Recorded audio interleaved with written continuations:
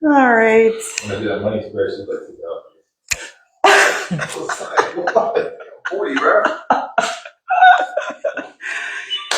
Good morning, everybody. My name is Leslie-Claire Spillman. I'm one of the owners of Spillman Blackwell Fine Art. I'm also the curator of Embodied.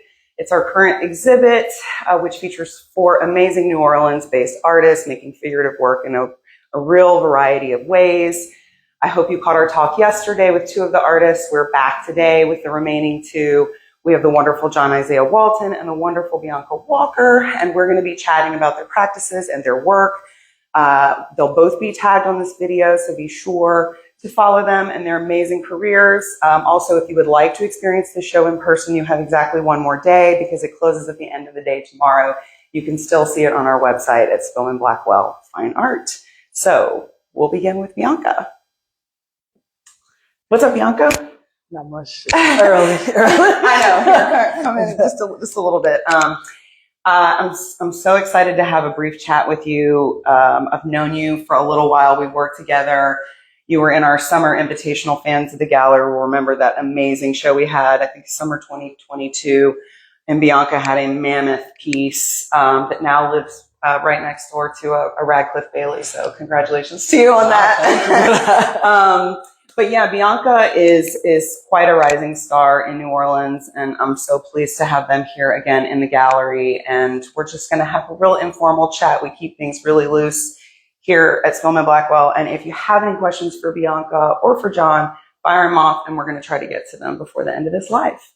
So BIANCA, tell us a little bit about yourself. You're New Orleans based, but you're not from New Orleans, right? No, I'm from the Bay. Most of my family still lives in the Bay. I went to Grambling, and then I came right down here and went to UNO. So very academic movements, managed to get around just getting into school. But once I got here, I just met everyone that I was making art with, and I was like, I think this is where, I'm supposed to make art. I met people like you while I was in school, and it just made it real easy to kind of transition out of like this academic setting into like the art world. And yeah, I'm enjoying myself. But you kind of, when you were still a student, you were still very much had a toe. You kind of got pulled really rapidly into the fine art world. Can you talk about kind of just what has been happening with your career just in the last maybe 5 years? Yeah, I started my MFA practice. They gave me a studio, and I just kind of went full into it. And I feel like they taught us a lot about how to apply to things, how to go out and meet people and people you just have similar interests with. And I just managed to find a way to, culminate those relationships, and it just set off. I don't think that it was super intentional, the places I was going in school. I was still kind of developing, and it was just a matter of space and time. I wasn't, looking for anything when I came here, and then I just found all of this, and it was like, I want to participate. So I did my best to do that, applying for things around town. And yeah, like I said, I met people like you who made it pretty easy to like come out and like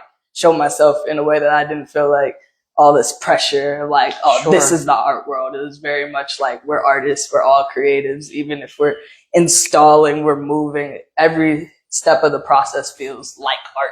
So as far as my practice goes, it just kind of developed with the moves I make. I even worked for you for a little bit doing installs. And so, yeah, I just took that opportunity in education to kind of set my pace. I feel like it was fast, but in like a slow way. I think that I took my time to develop behind the scenes, and then I just came forward with like the style that I got to develop in school. And, living on my own for the first time, it made me real material availability based. Sure. I definitely work from a place where it's like, what do I have around me? What can I do with what I got? And yeah, I managed to use it. And I feel like a lot of people here use that. Very resourceful city and innovative city. So I wasn't afraid to use different types of things when I was down here because everyone was kind of doing it. I feel like anywhere else I would have been way more traditional artist, and I'm happy that I got to develop here because definitely set the tone for the rest of my entire career.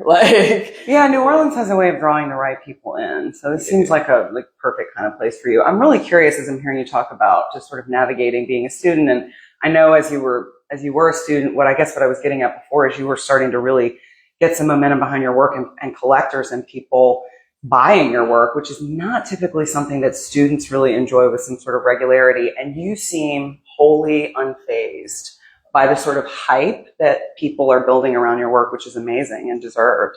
But how do you not let that kind of, as a young artist, get in your head and kind of spoil what you're doing here? You know what I'm saying?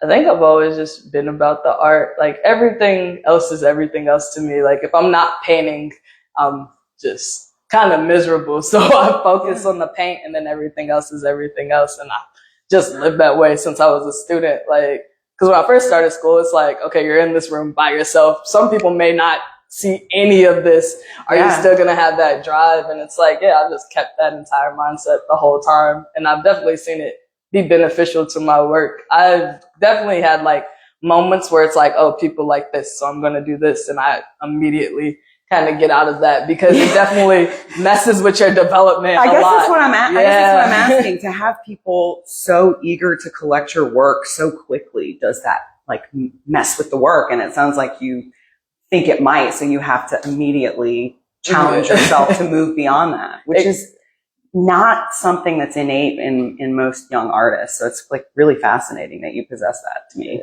My mom always called me like a rebel without a cause. I feel like when people try to like box me a little bit, I'm like, nah, okay, all right, I'm gonna do something else. Yeah, I'm gonna do something else. I'm very much like I don't like to stay at the same pace. I'm very much about growth, especially for the art, because I know the art is more than me. It's not just like, oh, I'm making these things. I know that a lot of my development came from like the environment and just this leadership, something that like came before me. Yeah. And I just feel like being a continuum of that, I have a responsibility to focus on my growth more than anything else and focus on the work's growth more than anything else. Like, hype is hype. Like, yeah, people have been hype about young artists since 80s, 70s. I feel like if you focus on hype, you can get knocked down real quick. It's such a trap. Yeah. That's what it's amazing. Like, it seems like it will be impossible to do that to you because you seem so focused on the work, which is really dope. Yeah, I feel like, as long as the work is strong and the work is your foundation and it's not like this acceptance being your foundation, you can't really get knocked off of it because I control the practice, I control the work, therefore I control how I feel about myself as an artist. And I think that autonomy, especially in New Orleans, I think that has helped me show with other people a lot. Sure. Yeah, I think that if I didn't have that, I definitely would still be doing things that I did in grad school, but I don't. I'm very much like, I'm going to do what I want when I want. And sometimes I have to show up to places on time and do certain things, but I'm very free. And like, freedom is so big to me. I feel like, I've been searching for it for a long time. And now that I've found it, it's going to be very hard to like, well, it's not possible. It doesn't seem like it's going to change. So I'm so interested to get into sort of two main things about your work. Obviously, are materials and the subject matter, which materials not as consistent, subject matter pretty consistent. So I'm curious about both. I mean, if you want to speak to first this series of work and what it's based on and why you're drawn to it. I've been working from archival materials a lot of public archival materials. I feel like there's a lot of photographs and just the idea of an archive around Blackness specifically, especially with everything going on, just having ownership of our history. And I felt like a lot of these things are digitized, but it's nice to be able to take that and make it into something else and let it develop into something else and still share those same histories. So the archive is pretty consistent in my work. But as far as material goes, like at one point I had to move and I had a bunch of contractor bags and it was like, all right, I have some left over, let's paint with them. And that was a transition from drop cloth. And I was like, oh, I have way more of these than I have drop cloth. So some of it is innate. And I feel like other things just tie into it because I don't go too far from myself. Like, I've always been around certain materials and I'm like, if I'm going to work with my people, I feel like I'm going to use those materials just to keep that familiarity. I feel like I came across a whole bunch of stuff in art school where I was like, I don't know what that is. I've never seen this before in my life. And it's fine to like go and develop in that way and have access to certain things. But I'm like, I definitely know that I can make with what I got. And Yeah, I mean, it's such an important lesson for young artists to learn because in any medium, I think young artists especially can get really bogged down by not having all of like the best paint, the best brushes, the best camera. And I'm always telling young artists like, you can take a photo. I've literally have a photo in a museum collection that's taken on a cell phone. You know what I mean? Like you can, where there's a will, there's a way, and you can make art out of anything.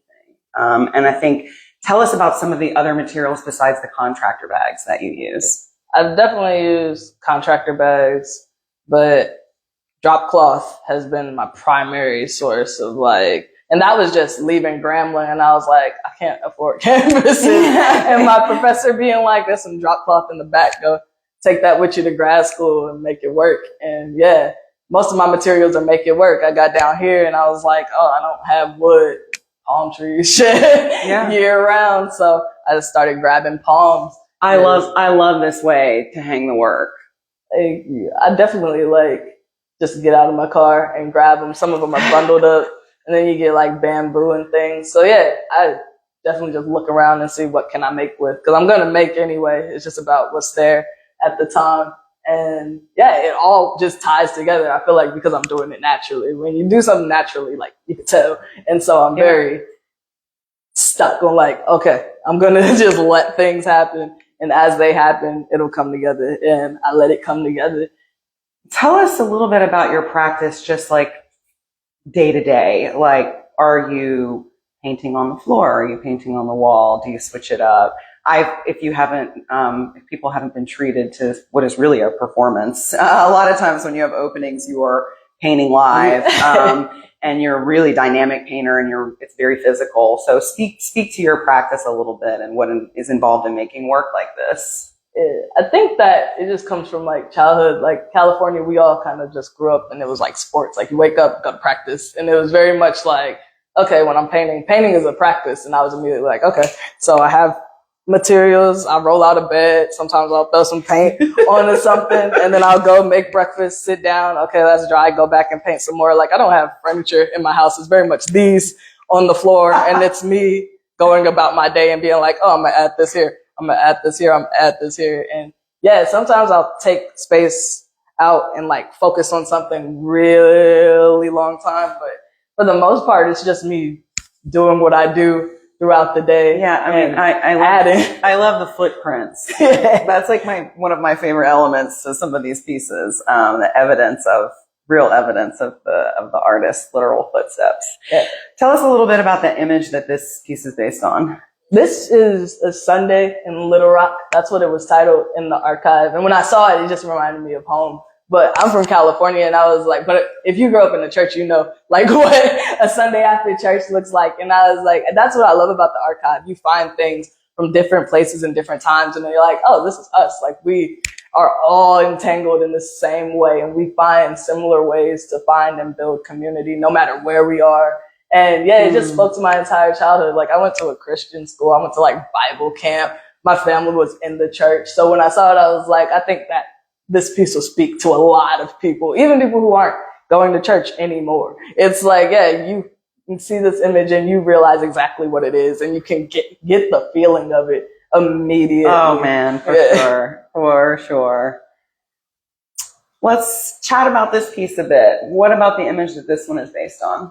This was Washington, D.C. It's titled Water Supply, and it just spoke to me because when we would go out, like my papa's from here, so we would go outside, and it's very much like drinking that hose. Don't come back in here. And just seeing her gather water outside with like intention, it's very much like your experiences speak from a certain place. It's like, yeah, because even kids today, it's like, some of them you won't see them drinking out of a hose. People are like, oh, they're going to call CPS. But it's like, I know, that's like a dead thing. That was such an essential part of summer. Yeah, just running through the sprinkler, drinking out of the hose. I feel like it tastes better, to be honest. Oh, for sure. Yeah.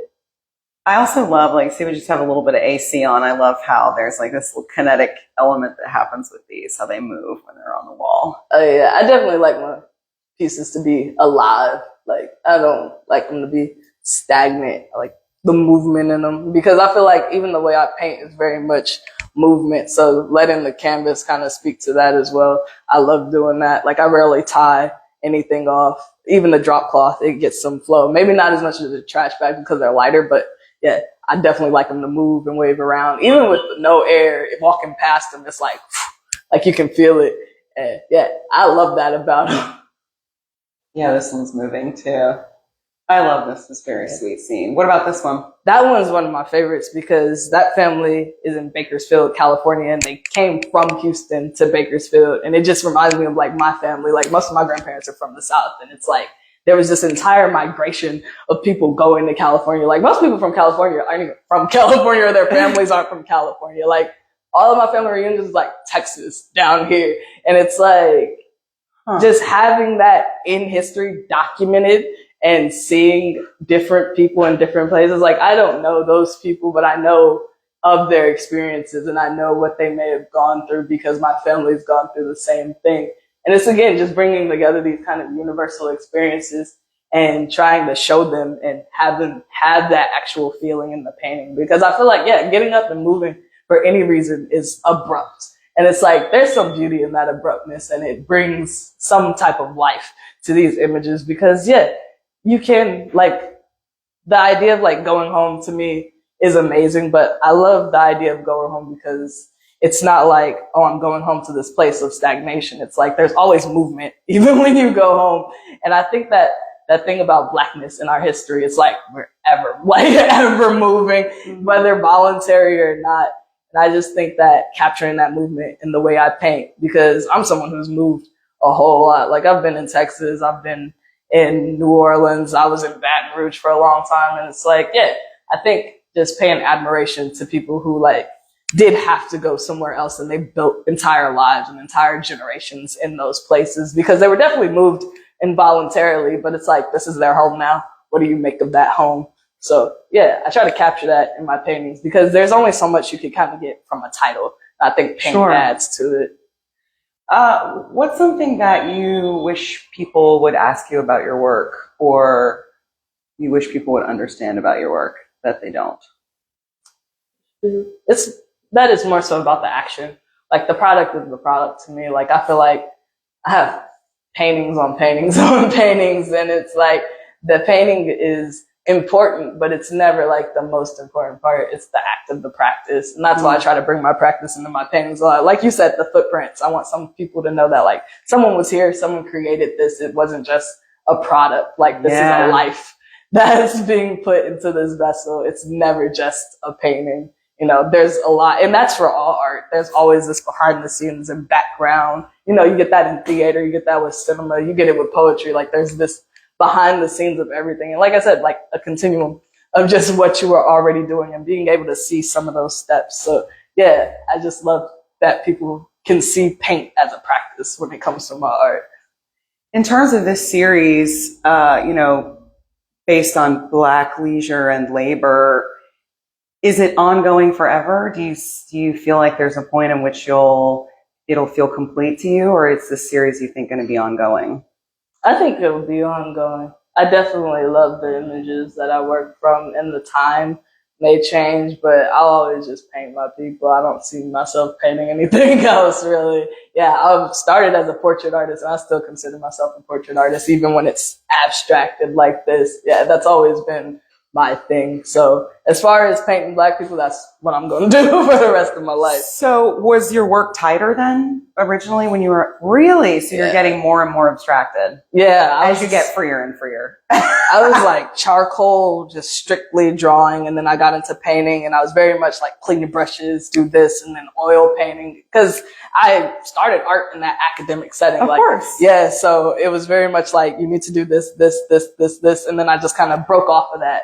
But I still kept this, like, I want to be able to represent my people. Like, when I was painting that way, I was painting, you know, my family, people around me. And it's like, I wanted to be able to do that, but in a way that I felt like, okay, this is a little more my style. Like, I felt like when I was painting that way, it was like, oh, you know, this is the way I'm supposed to paint. And like I said before, just without a cause, I was like, I think this is what people are expecting. So I want to be, you know, I want to be able to capture that same feeling of doing portraiture without that expectation of what portraiture is supposed to look like. So highly representational. You know, I think it's important that you make this point and that people understand that I would answer the question I asked you earlier about what I wish people would understand about your work and work like this is that there is often a real serious foundation. Yeah. And I think people misunderstand that just because you're working loose and abstract, you can't be highly representational. And there's like this weird respect people have for that. It's really just a parlor trick. But, you know, I think it's important for people to understand that, you know, in order to make work like this, there is like a lot of work that goes into building the foundation to be this free and this confident in your mark making, because that's something a lot of artists aren't able to do either. Definitely like building it up, and then breaking it down in a way that I'm like, okay, I can still capture these things. So yeah, it was definitely like a build and then a smash it and just see what comes out of it. But, you know, as far as like even color, like I was talking to someone else about my color and they were like, you have all these little subtleties in the way you make color. And I'm like, yeah, I took color theory for 3 years. Like, there's a reason. Yeah. It's like, I do have an understanding of these things, but it's more so me bringing autonomy to them. It's like, okay, I understand how this is supposed to be, but how do I want it to be? And just finding that balance to be able to be like, okay, I know how to make this color red, but what else am I going to add to it? What am I going to take away from it to get me? Cause yeah, I could have, definitely stuck with like portraiture. I was decent at portraiture. But I was like, it wasn't enough for me. I wanted a little more. And I've always loved abstract art. I've always loved abstract expressionism. I just want it to be representational as well. I definitely got into almost a full abstract realm at one point, but then I started going through the archives and finding these photographs. And I'm like, okay, let me bring back some. So yeah, my career has definitely been like a boom, boom, boom, boom, boom, boom, boom, just going around and pulling pieces from different places until I found this. And I loved it. Yeah. Well, what's next on the horizon for you? Painting, yeah. And I teach 1st through 4th, so yeah, we're gonna have a ball.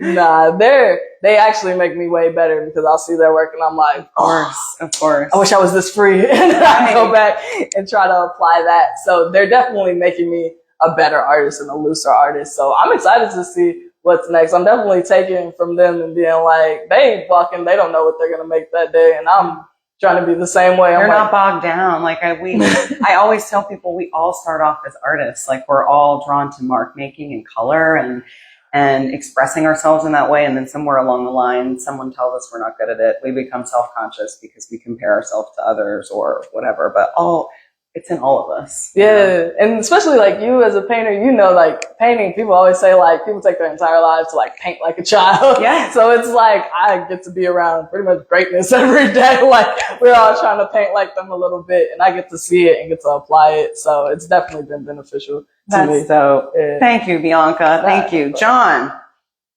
Mr. Walton. John?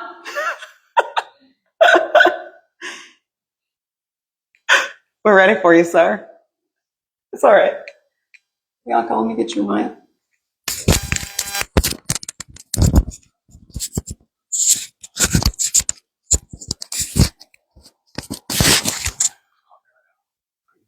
All right, let me make my adjustments since she's so tall. Sure. All right, y'all. So here we are with Mr. John ISIAH Walton. If anybody has been paying attention to the New Orleans art scene for at least like, I don't know, the last decade, then you've probably seen John's work. He's kind of all over the place in the best way, extremely prolific, really excited to present two very different bodies of work.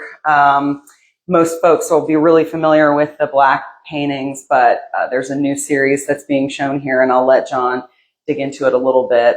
But yeah, John, tell us a little bit about yourself. You're from New Orleans, right? Yes, born and raised, mostly in New Orleans East. Lived in Algiers for a hot minute from 2005 to like 2020. So like a nice almost, how many years is that? 15 years in the West Bank? But mostly. I didn't know that. Yeah. Right. All right. Yeah, right before Katrina, we moved over from not Eastover. Look at me, that's my buddy. He lived over there. what was that? Michu Boulevard around Six Flags. That's why you see, this painting in here because I grew up in Oak Island Apartments on Michu Boulevard. Went to Sarah T. Reed for 1 year. Went to like St. Aug for 3 years, and yeah, just born and raised here. Never left. And are you self-taught? No. I had some training at Delgado, and that was like the space that really helped me transform. That's at first, just like everybody else, try to get the comic books, drawing, and stuff like that. I think Cypher said that yesterday by himself also. But it's one of those common things when you're in the South. That's how you start off. Yeah. Yeah, it's like at one point there was no art scene per se. There was one, but it wasn't like as defined as it is now. After Katrina, there was. You mean in Delgado? Oh no, I'm talking about like the art scene itself. Like sure. Okay. Come around, after Katrina, when the St. Claude, art scene started to pop off. They had stuff Magazine Street was doing, and the French Quarters, of course, and Julia Street and CAC. The Ogden first, I think came to life in like 2003, I think, and then outside that there's NOMA. But things changed, and now people are able to show and grow in the city, and not have to be like, I gotta go to New York, or hey, I gotta go somewhere where there's more artists at. They're here, so you just gotta find them. I mean, I think you're a good case study, and you just have to put yourself out there as much as possible, and be like, there is no better self-promoter than John. And I think it's a really important lesson for young artists, especially, about fearlessly putting yourself out there and showing everywhere and taking every opportunity that you can. And that's how you build a career, folks. Yeah, back in the day, they used to have the SCAD, St. Claude Art District website. We used to have open calls. I used to do that a lot. And one of my collective members from Level, called Joe Williams, he did the same thing. And the first show we were into together was at the not the home space. It was Trouser House Gallery. It was maybe a few houses down from Good Children Gallery on St. Claude, and they had almost everybody that was in the scene for at least 10 years, in that show afterwards. So it's all about just getting the group shows and just keeping it going, just keeping things in motion. That's all you can do. Send emails out, do open calls. They got that website Artinda. People go on that they have residencies. I got a couple of grants off of it too. So it's all about just finding the resources. Finding the resources, because it's only available this one time. Another one will come up, but it's all about having yourself prepared for the next motion to go. So what's your day-to-day practice like? I mean, literally, how are we painting? Are we painting at home? Are there distractions? Right, what's it like? Are we going for the camera, what I do? No, so we're keeping it real here, because this is how we do artist conversations. It's just you and a few of our friends. So my usual thing to do is look at art history and just try to figure out how can I make myself, more comfortable in my routine. So took a little bit from some of my favorite artists. I'm not going to say any names, because then you can be like, just go, I think he's that. But I just try to maintain my routine on just consistently painting every other day, or at least once a week. Sometimes I get really prolific and paint I used to paint 20 paintings in a week when I have to do it. And that's mostly for if I have a show coming up. That happened back in 2014, I think, when I had my first solo show in North Carolina, or just out of town, or in general. And I did 20 paintings, and then I did another 20 because we had a show in New York right after that. And most of them sold, so it's not like I'm making fast paintings and they're all trash. So I had a recent thing also with Nike where they hit up a lot of people in this community. But it was kind of jam packed when you were trying to hit people up at the end of December for a thing that was in February. And I paint really fast, so I did 11 paintings in 2 or 3 nights. Of course, I'm a little older now, so back was hurting. Gotta get a massage. But I usually just try to work without having the idea of a show coming up, so I can just pump out new ideas, not feel pressured. Because that's the thing, you might have a gallerist that might be like, we don't like these. And why are you creating them? These are already created. Yeah. Are you going to like them or not? It's not up to me. So, so I just try to do my thing, whenever I need to, get that energy out. Sometimes I'll take like 2 months without painting. I'll go 2 months. So. Yeah. So, I mean, talk to us a little bit about the black paintings. When did this series start? How many do you have? Are you ever going to stop? Yeah, I got 139, I think. Ooh. I mean, it's in production. I think 138 are completed. That was 138, folks. Yeah, so I was going to stop at 152 because I love the idea of DC Comics having that new series back in 2010. It's called the New 52. So that's like a random number. I just needed a number to stop. But now I feel like I need to do these portrait paintings, which is, you'll see in the future, if you follow me on IG or whatever. And it's going to be 10 portraits I'm doing within the series. Like the Nike series is in there. More, I call them digital shadows. That's what you see these right here, cybernetic shadows. There's like multiples in there. In the black painting series, like maybe like 8 or 10. These paintings, in the black painting series where I use red, they're based off of the Virtual Boy video game aesthetic. System flopped, but it had like this black and red screen. And I was also influenced by James Flynn, where he does a lot of black light work. And so I just used red, instead of the, colors you'll see, when you see like a black light paint, like a blue or whatever. So that black and red really spoke to me. And yeah, these things glow in the dark also. So glow in the dark, though. So yeah, I mean, if people don't know you, I'm sorry, because John is really a hysterical person, and a lot of the black paintings have a lot of humor injected into them. So this is obviously Elon Musk. You have to explicate this piece just a little bit for us and some of the symbols in it, because it's pretty hysterical. Okay, yeah. So I think this painting was done in 2022, and way before he became, the guy we know now. So this piece came through from an idea of me looking at a Mega Man commercial online on YouTube, and I thought about, hey, this, they have a villain named Venom. They had a villain named Sigma, who's a half human, half android, and he's the boss of the video game of Mega Man X. So automatically just started putting two together, thinking about, historical sites that have to deal with the idea of bosses. I was thinking about, places in City Hall or, someplace in DC. Then I just thought about boss status underneath the Claiborne Bridge. So I'm like, okay, I love the idea of using the maps of the city, because I used to drive Uber like 2017, 2019 to get that money. And with that, driving around the city, you'll see all these things over and over again. And that's one thing that caught my mind, like boss status, Elon Musk, robots, androids. That's why you got that Tesla on his forehead. Sigma got his Sigma symbol on his forehead also.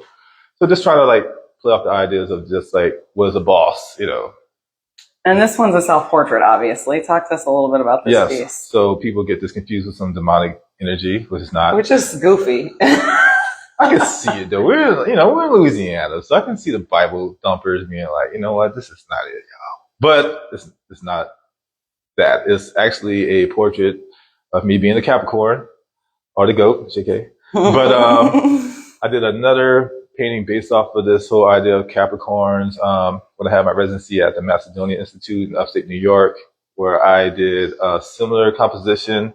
It's a black painting also. Did in 2019. I just wanted to continue that idea of birth dates and digital remembrance of myself also. And we got the meta at the top, which stands for our other boss status villain, the meta people. And we got the flags on top of the head, which represents the 6 flags where I'm from, I guess. And they have the constellation at the top, which stands for Capricorn. Speaking of, tell us a little bit about this piece.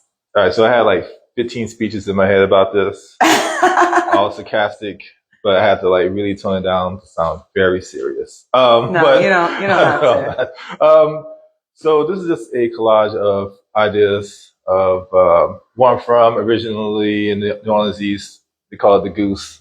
I never even knew that was called the Goose, but it's right next to that, like right in that area of the New Orleans, we got the Bunny Bread, Diamond Road, and Ravens.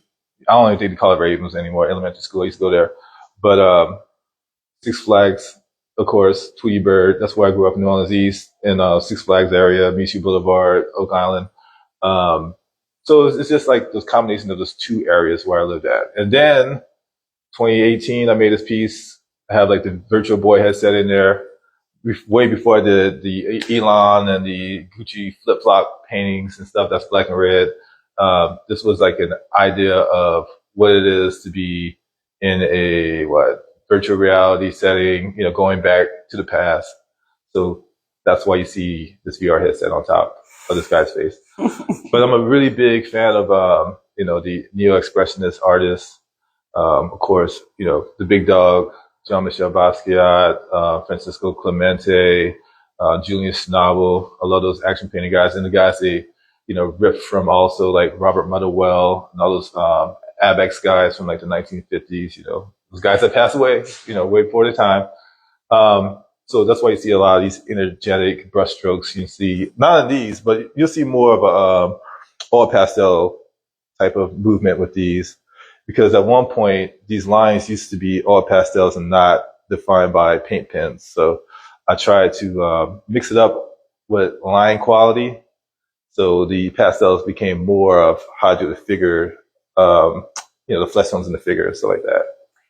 Interesting. Listening to you talk about this, you were dropping all those artist names. Most people might not know this about you, but you're a big art history guy. Can you speak on the importance of that to your practice? Yeah, I would say my mutant origin story started in 2008. No, I'm joking. I had a painting one class, and I was really holding off painting, and because I was trying to get into comic books and all this other stuff that has nothing to do with what I'm doing now.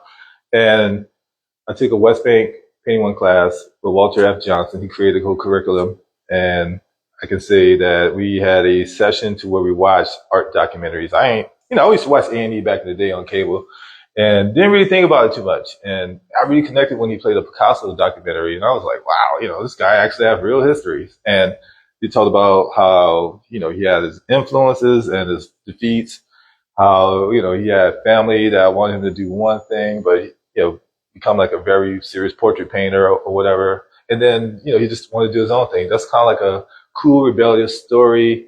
And it kind of like, resonated with me a little bit. Then I just went ahead and, looked at more docs, and then they had an older lady in the class, because that's what they had, like seniors in the class in the morning time and the afternoon on the West Main campus. And I was gifted in a brown paper bag 20 VHSs of like, what's that, Sister Mary Catherine, whatever that lady was. They used to go to different spots and talk about art history. And they had like other art history VHSs in there. I was working at clubs. I used to party on weekends, but on Fridays, I used to watch all the VHSs. So after that, I just started like this love of just looking at these docs, and Netflix had them before they went all Netflixy now. He used to have art stuff on there. YouTube. I watched the Radiant Child documentary buku times. I mean, it was illegal on there. But with that, I was able to actually pinpoint out people who came to my first New York show from that documentary. So Delgado and roll. Cool. Well, talk to us about this new series. Obviously a bit of a departure, right, from what we were just talking about. Yeah. So every now and then, there'll come a time to where your boy gotta do something different. You just can't be stagnant. You don't grow if you don't try something different. So for me, there's a piece when you first walk in also in the same series. I was contacted by a gentleman named Dominic Ozan. I don't know if I'm supposed to say people's names, but he commissioned me to do a couple of paintings based off of this big packet he gave me. And it mostly had to do with genealogy type of related stuff. And my fiance, she's really big into that community also. So she put me on this genealogist named Alex Lee. And I just took all of his information and put it in paintings. But also give him a cut. So it's not like I'm like,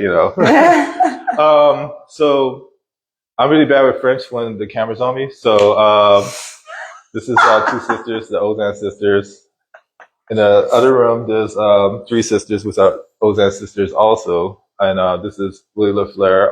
This is Lee's great grandmother or aunt. So they're like related. You got all my stuff on my Instagram if you need a deep dive in there.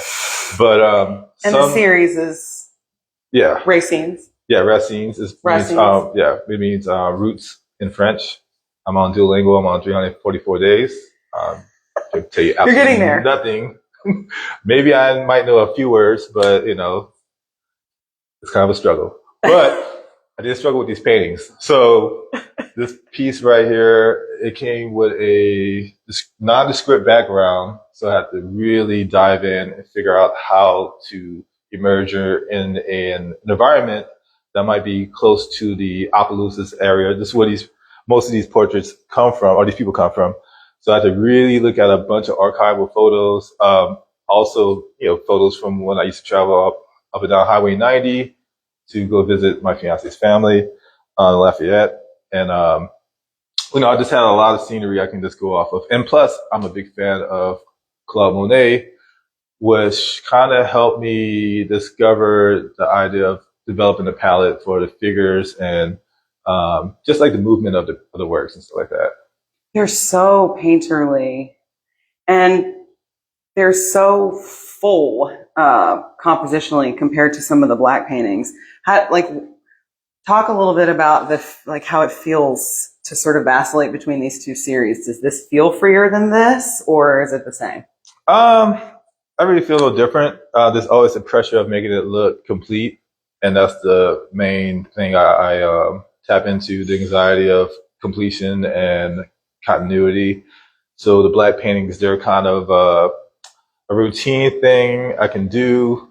Sometimes the canvas is already black when I buy them. Sometimes I gotta paint them and give like a little bit more gestures in there, stuff like that. Like this one right here. I think this painting, this canvas was already black. This one was white. I had to paint black also. I did my first black painting at the John Mitchell Center while being a resident there. Don't ask me why, but I had to have a painting that was like 96 by 96 inches. I could have done this way smaller at my house. 3 of the 4 artists in this show are Joan Mitchell Center alum. Oh yes, I officially got it in 2018. So. All right, shout out to JMC artists. Yeah. If you don't know about it and you're New Orleans based, check them out.